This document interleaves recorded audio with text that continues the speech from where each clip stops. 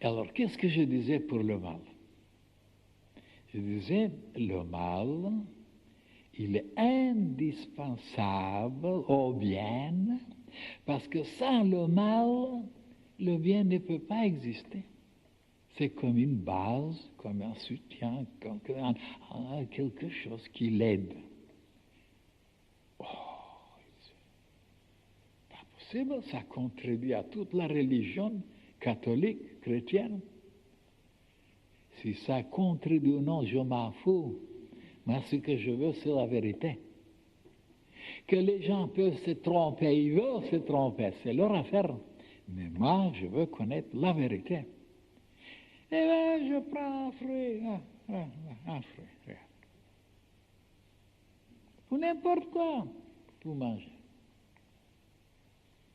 Vous recevez la vie, des forces, des énergies, des matériaux pour construire votre corps, et vous rejetez certaines choses. Et pourquoi vous les rejetez? Ah, parce que c'est du mal, ça fait du mal, ça empoisonne, ça bouche les choses. Oh, donc l'organisme a trouvé qu'il y avait quelque chose à rejeter. C'est ça le mal. Et pourquoi il était là, enfoncé dans le bien? Mais les gens, vous voyez, ils ne réfléchissent pas. Oh là là, donc, je vous prouverai que le mal se trouve dans le bien. Dès que vous commencerez à faire le bien, déjà le mal, il est dedans. Et si vous n'êtes pas intelligent, comment neutraliser, comment ceci, comment, vous êtes foutu. Oui.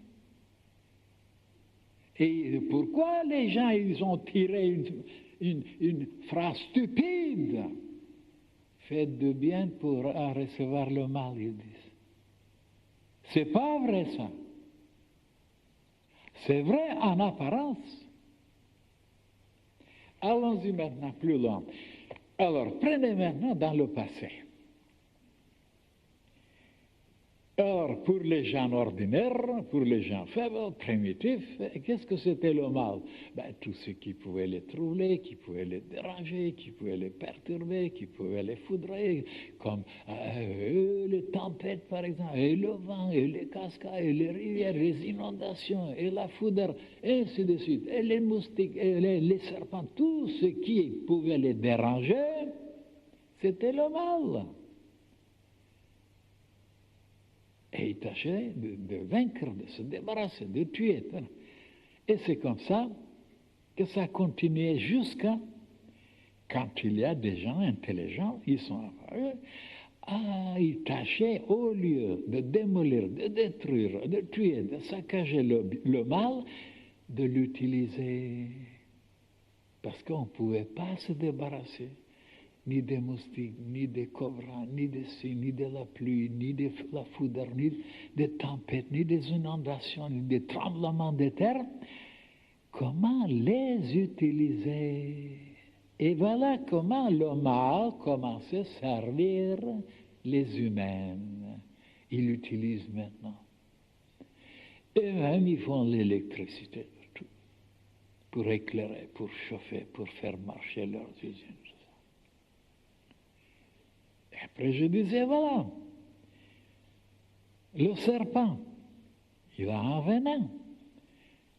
Si vous êtes piqué, mordu, vous êtes mort, c'est fini.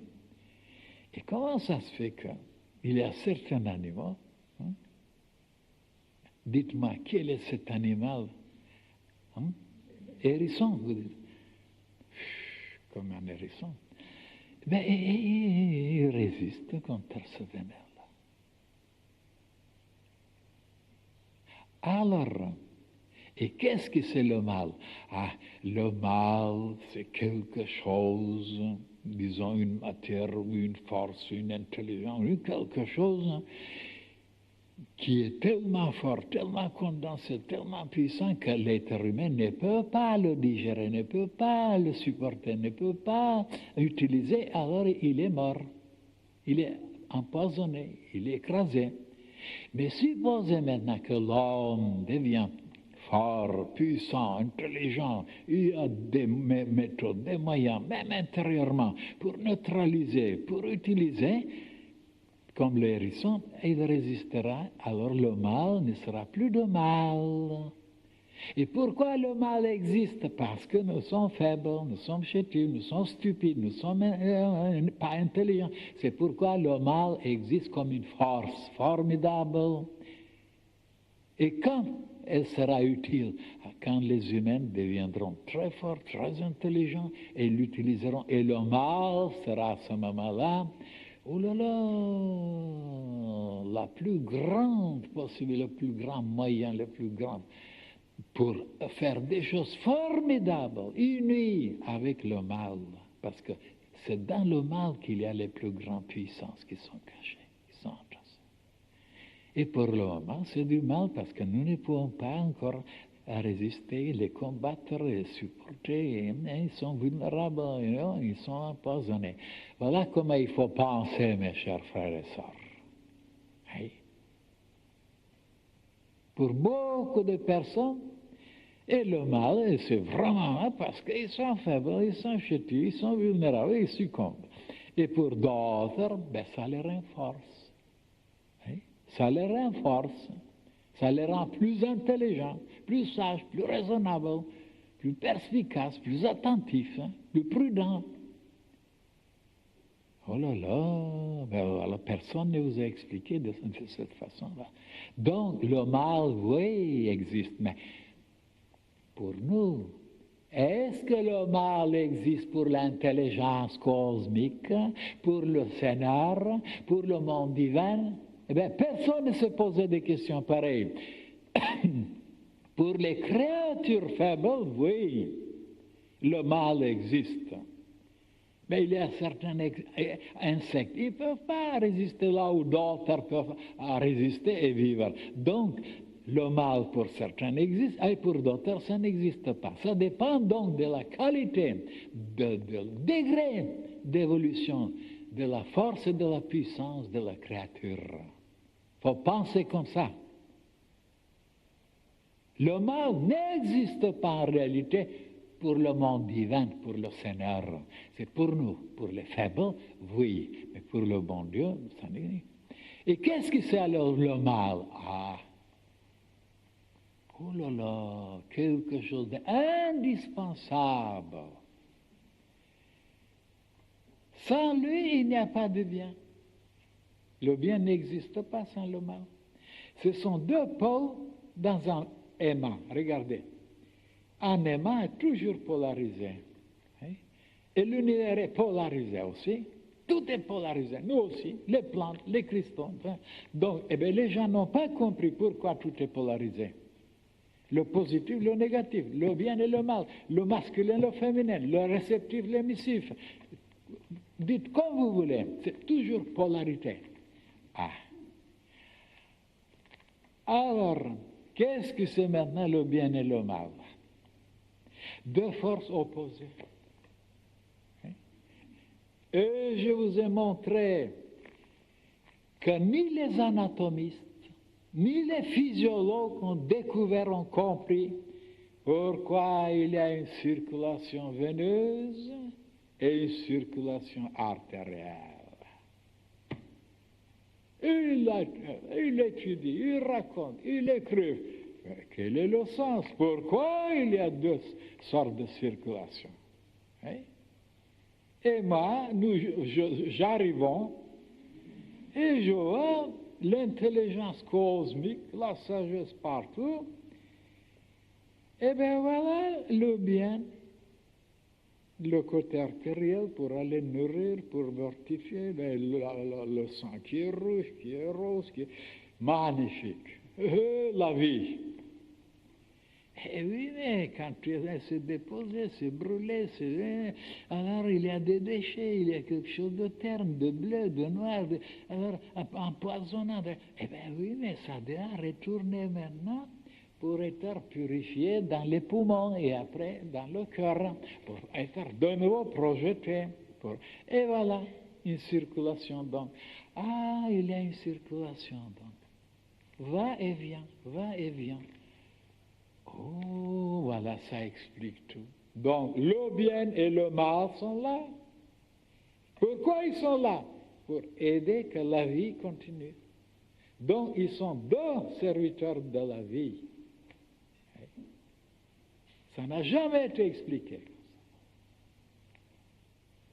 Deux serviteurs.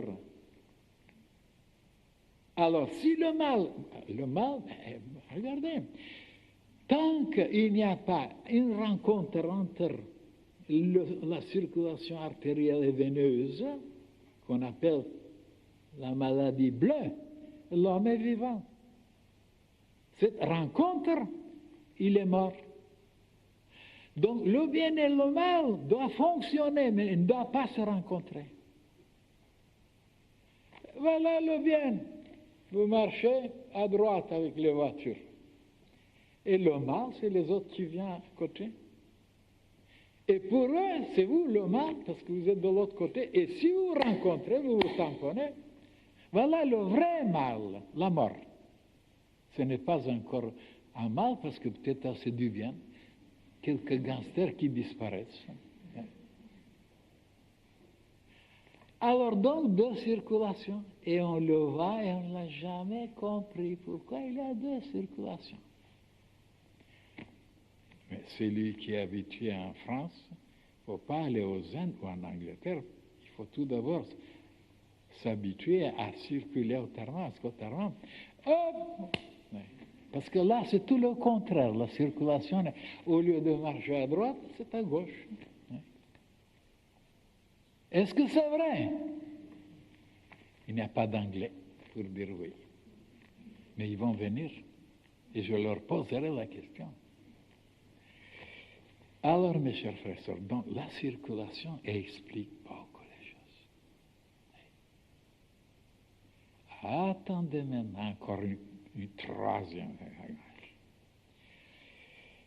Il y avait dans les villages, il y a souvent des gens qui doivent, par exemple, ou pour moudre le blé, il y a certains qui poussent quelque chose, un roue, à droite et les autres à gauche.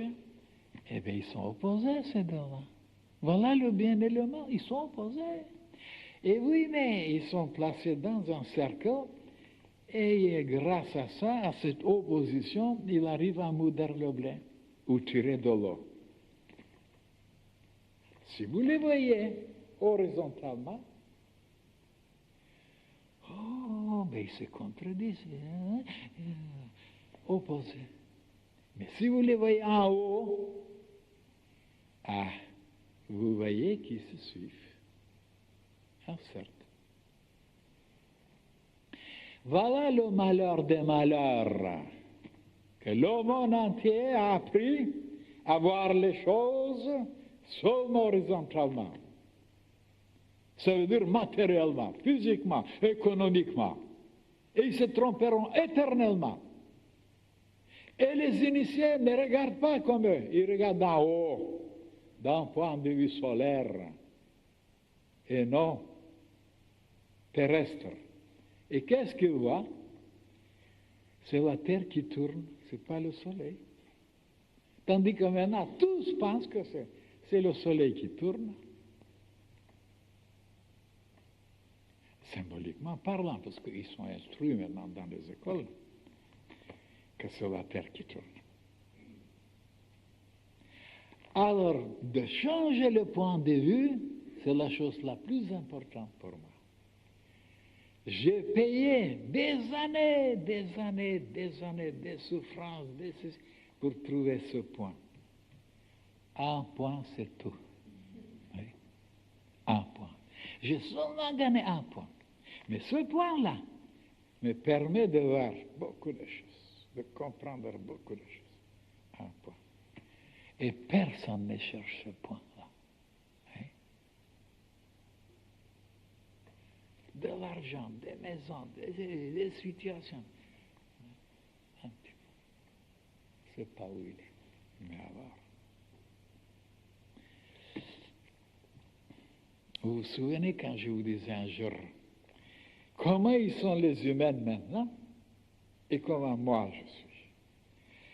Les humains sont des professeurs, c'est des savants, c'est des érudits. Le père qui est déjà 3 facultés, il écrit le nom au chuchol, hein, et son enfant qui est 12 ans, il est monté sur un arbre et il dit à son père, papa, je vois que ma tante qui arrive avec mon oncle. Et le père qui pose des questions, et qu'est-ce qu'il apporte? Ah, il apporte ceci. Et il pose des questions, et il ne voit rien. Et l'enfant qui est 12 ans, il n'a ni faculté, il voit. Et moi, c'est ça là, 12 ans. Je suis sur un point et je vois beaucoup de choses. Et tous les savants ne voient pas. D'ailleurs, je vous montrerai maintenant qui ne voient pas. Maintenant, ça c'est des préliminaires. Oui? Je vous prépare un peu.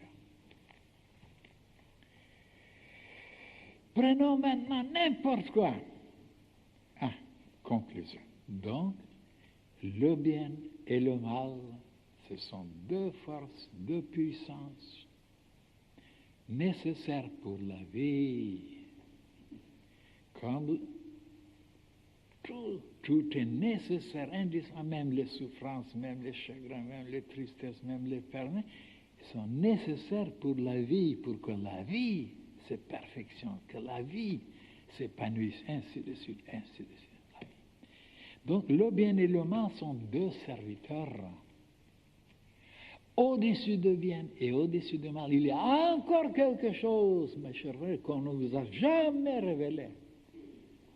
Au-dessus de bien, il y a quelque chose de plus grand au-dessus de mal qui dirige les deux côtés. Comme je vous disais, il y a une loge noire, il y a une loge blanche, et bien il y a une troisième loge qu'on n'a jamais parlé là qui dirige les deux.